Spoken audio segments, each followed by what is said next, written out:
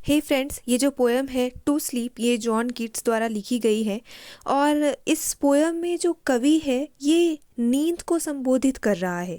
जब हम सो रहे होते हैं तो हमारा मन चिंता से दूर रहता है। हमारा जो मन है, जितने भी कन्फ्यूजन्स हैं, जितनी भी परेशानियां हैं, उस सारे टाइम को भुला देता है। Stanza first.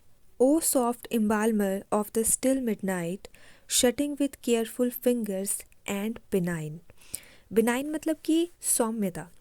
तो यहाँ पर जो कवि है ना, या फिर कह लीजिए कि एक आवाज़ है जो कि नींद के क्षण से बात कर रही है। वो कहती है कि हे अभी भी मध्य रात्रि की समय शांति प्रदान करने वाली। मध्य रात्रि दर्शाता है कि जो कवि है वो अपनी लाइफ को पूरा करने वाला है और दूसरी लाइफ में प्रवेश करने वाला है, यानी कि वो मृत्यु के समीप है। तो इसलिए यहाँ पे मिडनाइट का अर्थ है मध्य रात्रि, और एक लाइफ से दूसरी लाइफ में प्रवेश करने को कहा गया है। Shutting with careful fingers and benign, our gloom pleased eyes embowered from the light enshaded in forgetfulness divine. देखिए क्या कह रहे हैं, शटिंग यानी कि बंद करना, विथ केयरफुल फिंगर्स, तो वो आवाज़ कह रही है कि नींद ध्यानपूर्वक अपनी उंगलियों से सौम्यता के साथ हमारी उदास सुखद आंखों को बंद कर देती है, जो प्रकाश से उभरती है। Embowered from the light and shaded in forgetfulness divine. Forgetfulness यानी कि भूलना।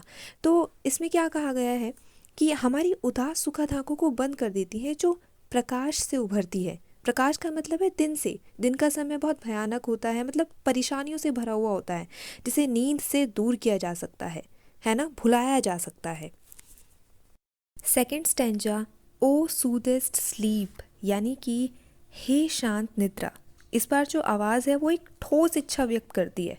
वो कहती है कि हे सूदेस्ट स्लीप, यानी हे शांत निद्रा। इफ सो इट प्लीज थी क्लोज, यदि हाँ तो बंद कर दे। तो यहाँ पर जो पोएट है वो शायद अब नींद से प्रार्थना कर रहा है कि अगर तू हाँ कहे तो आंखें बंद कर दे, यानी मुझे सुला दे। In midst of this thine hymn my willing eyes, इस तेरे भजन के बीच मेरी इच्छुक आंखें, और वेट द आमीन एरी थाई पोपी थ्रोस, या अमीन की प्रतीक्षा करे। यहाँ पे पोपी का मतलब है अफीम। तो इसका अर्थ ये है कि पोएट नींद से कह रहा है, फिर जो आवाज़ है, आवाज़ नींद से कह रही है कि मुझे इस तरह से अपने बस में कर ले ताकि मैं अलौकिक सुख में खो जाऊं। मुझे ऐसी नींद आ जाए जैसे कि कोई व्यक्ति अफीम का सेवन करके मदहोश हो जाता है। Around my bed its lulling charities. Lulling मतलब कि थपकियाँ दे देकर सुलाना। जो आवाज़ है वो कह रही है कि मुझे ऐसे नींद आ जाए कि आसपास से कोई मुझे थपकियाँ दे देकर सुला रहा हो, मुझे ऐसा प्रतीत हो। कहने का मतलब ये है कि आवाज़ सो जाना चाहती है। Next stanza. आवाज़ नींद से कह रही है देन सेव मी, तब मुझे बचा लेना, और the past day will shine, नहीं तो बीतता दिन चमकेगा, अपॉन माई पिलो, मेरे तकिए पर, ब्रीडिंग मैनी वोज, बहुत सारी विपदाओं को जन्म देते हुए। Save me from curious conscience, मुझे जिज्ञासु विवेक से बचाओ, दैट स्टिल हॉट्स, जो अभी भी मेरे ऊपर अपना प्रभुत्व जमाए हुए है।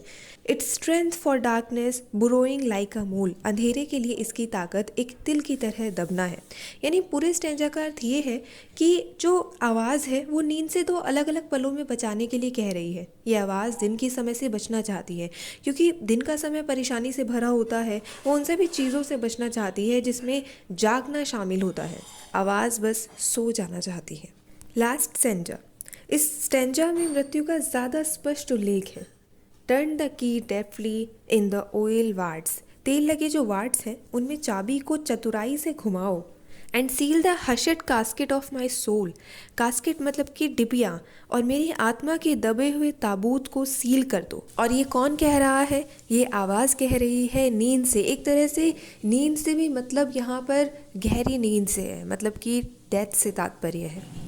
सो फ्रेंड्स, यहाँ पर हमारी ये जो पोएम है ये ख़त्म हो जाती है, और इसको समझना काफ़ी कठिन था, बट जितनी भी मुझे समझ आई है मैंने कोशिश की है कि मैं आपको समझा सकूं।